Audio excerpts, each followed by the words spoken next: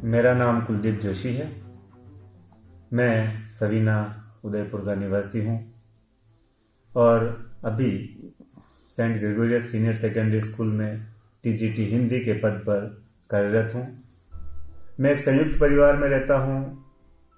माता पिता और मेरे 2 बेटे हैं जो मेरे ही साथ विद्यालय में पढ़ते हैं। मैंने 1991 में 12th पास करने के बाद 1 साल पढ़ाई छोड़ दी।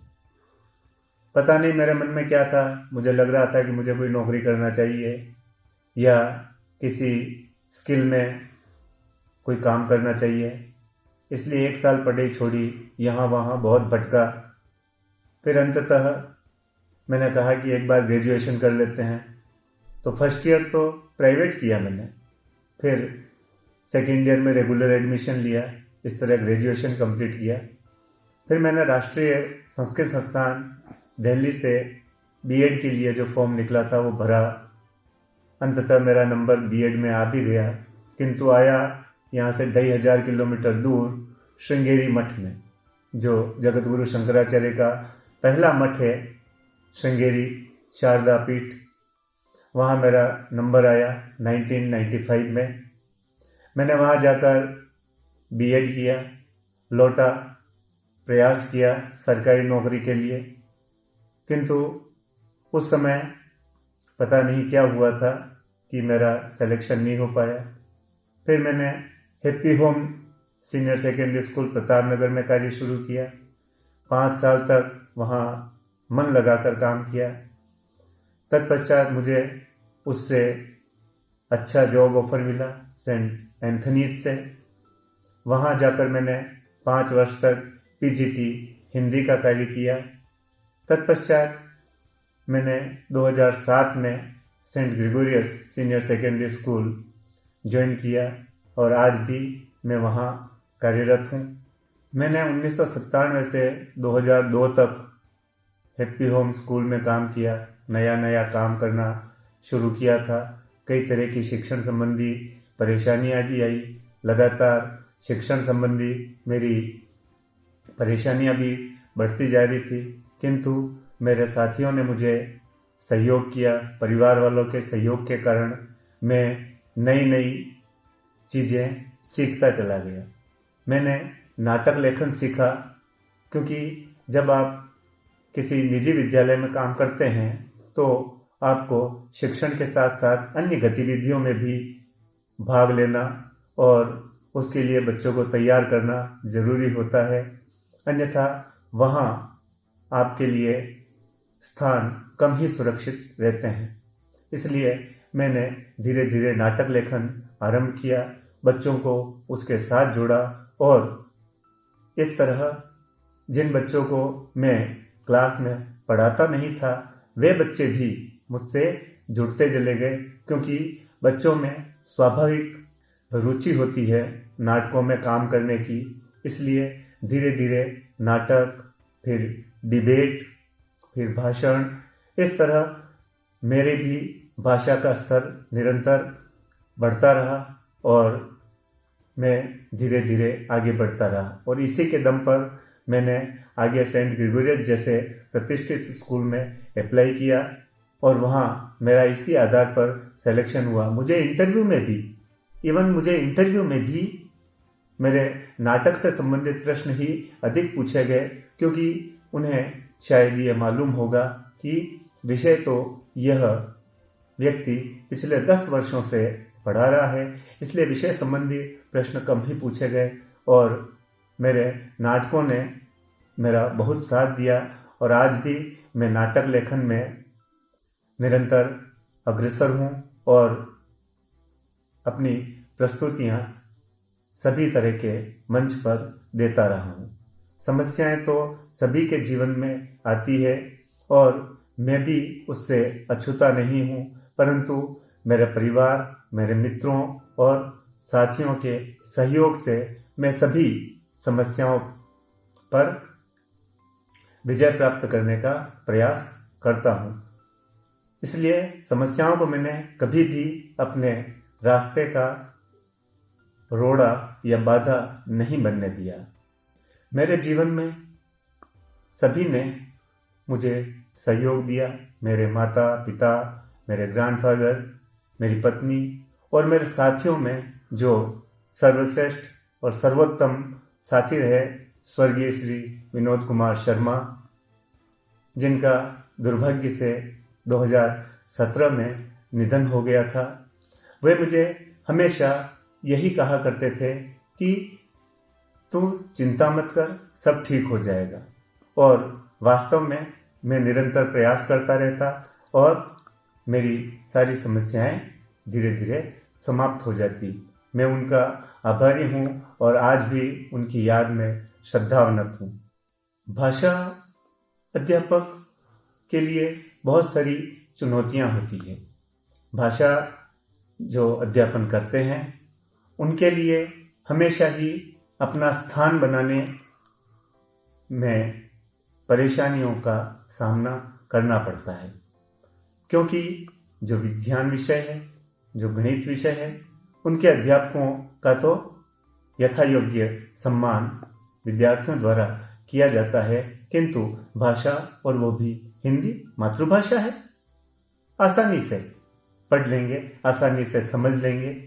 तो इस कारण से हिंदी और संस्कृत के अध्यापकों को वो सम्मान समाज में नहीं मिल पाता, या विद्यार्थी वर्ग के द्वारा नहीं मिल पाता, या अभिभावक वर्ग के द्वारा नहीं मिल पाता। इसके लिए हमें अपने स्तर पर खूब प्रयास करने होंगे। निरंतर अध्ययन से अपनी भाषा का स्तर ऊंचा करना होगा। साथ ही विद्यार्थियों के साथ एक ऐसा समन्वयपूर्ण संबंध स्थापित करना जरूरी हो जाता है कि वह आप पर विश्वास करे, आपके विषय का आदर करे, और सिर्फ पुस्तक की ज्ञान या पुस्तक संबंधी ज्ञान देने का कोई औचित्य नहीं होता है जब तक कि आप उसे जीवन कौशल न सिखाएं। मेरी दृष्टि में शिक्षा का उतना महत्व नहीं है जितना हमारे संस्कार और अनुभवों का, क्योंकि जब तक हम अनुभव नहीं प्राप्त करते हैं तब तक हमारी शिक्षा का कोई औचित्य नहीं रह जाता है। जो ऊंची ऊंची डिग्रियां प्राप्त कर लेने वाले लोग हैं, वे भी अगर सभ्य और सुसंस्कृत नहीं है तो उनकी शिक्षा का कोई औचित्य नहीं रह जाता है। मैंने ऐसे कई लोगों को देखा है जो उच्च शिक्षित है और बड़े बड़े संस्थानों में कार्यरत है, किंतु उनके सामाजिक संबंध शून्य हैं और वे समाज से पूरी तरह कट जाते हैं। इसलिए मेरी दृष्टि में शिक्षा के स्थान पर अनुभव को तरजीह देना चाहिए। मेरा जन्म और बचपन मेरा ननिहाल उदयपुर से 60 किलोमीटर दूर बिंडर में व्यतीत हुआ। वहीं मैंने प्राथमिक शिक्षा अर्जित की थी और उस समय मैं अपने ननिहाल परिवार में अकेला बच्चा था। इसलिए सभी का एक ही मोटो या उद्देश्य रहता था कि मैं किसी न किसी तरह अच्छी पढ़ाई करूं, किंतु पढ़ाई में मेरी रुचि उस समय शायद कम ही थी, क्योंकि सतोलिया, लुका छिपी, गिल्ली डंडा, कंचे, इनके अलावा और कोई दिखता नहीं था। इसलिए बार बार घर से भाग जाना, मामा, मौसी, नाना, नानी की डांट खाना, उनसे थप्पड़ खाना, मार खाना, किंतु आदत में सुधार तब भी नहीं हुआ। धीरे धीरे मैं और भी शरारती होता चला गया था, किंतु फिर ये अपने ही मन में ऐसी भावना विकसित हुई कि अब मुझे सावधान हो जाना चाहिए। इसलिए 1991 में ही मैंने अपना 12th करने के बाद होमगार्ड ज्वाइन किया और आराम से दिन में कॉलेज जाता था और रात में होमगार्ड की ड्यूटी करता था, और मुझे जो कुछ पैसे वगैरह मिलते थे वो मेरी जेब खर्ची होते। वो मेरे लिए बड़ी खुशी का दिन होता था जब मैं होमगार्ड ऑफिस जाकर अपना पेमेंट लेके आता था। और दिन में कॉलेज, रात में ड्यूटी, इस तरह मैं जिंदगी का पूरा मजा लेता रहा। यदि मैं वापस अपने पुराने समय में लौट पाऊं, वैसे यह संभव नहीं है और हर एक की यही इच्छा होती है कि यार मैं पहले वो कर लेता तो आज कितना सफल होता, पर यह संभव नहीं है। अगर मैं पीछे लौट जाऊं तो मैं एक शानदार एथलीट ही बनना चाहता था। आज भी मैं जब भी कहीं कोई 5 kilometre, 10 kilometre, 15 kilometre half marathon होती है, मैं भागने के लिए वहां पहुंच जाता हूं। वह इच्छा मन में दबी रह गई तो उसे आज भी मैं पूरा करने का प्रयास करता रहता हूं। शिक्षण कार्य तो मैं निरंतर करता रहता हूं, किंतु इसके साथ ही मुझे एक्सरसाइज, योग, किताबें पढ़ना और अपने परिवार के साथ समय बिताना बहुत अच्छा लगता है। जब भी समय मिलता है हम परिवार सहित गाड़ी लेकर निकल जाते हैं, खाना साथ में लेकर जाते हैं और वहीं जाकर खाना खाते हैं, एंजॉय करते हैं और फिर लौट आते हैं। मेरे घूमने में मुझे बहुत रुचि है। मैं यहाँ वहाँ नए नए स्थानों पर जाना और नए नए लोगों से मिलने में मुझे बहुत आनंद की प्राप्ति होती है। अगर आपको मेरी यह कहानी पसंद आई है तो आप फॉलो करो, लाइक करो और शेयर करो। यदि आपको लगता है कि आपकी जीवन की कहानी भी मेरी कहानी की तरह रोचक है तो आप भी इस प्लेटफॉर्म पे आकर अपनी कहानी शेयर कर सकते हैं। मुझे दिनकर जी की श्री कृष्ण का दूत का ये कविता बहुत अच्छी लगती है। मैं चाहता हूँ कि आपके साथ शेयर करूँ। हे कौन विघ्न ऐसा जग में टिक सके आदमी के मग में, कम ठोक ठेलता है जब नर पर्वत के जाते पांव उखड़, मानव जब जोर लगाता है पत्थर पानी बन जाता है। गुण एक से एक बड़े प्रखर छिपे मानवों के भीतर, मेहंदी में जैसे लाली हो वर्तिका बीच उजियाली हो, बत्ती जो नहीं जलाता है रोशनी नहीं वो पाता है।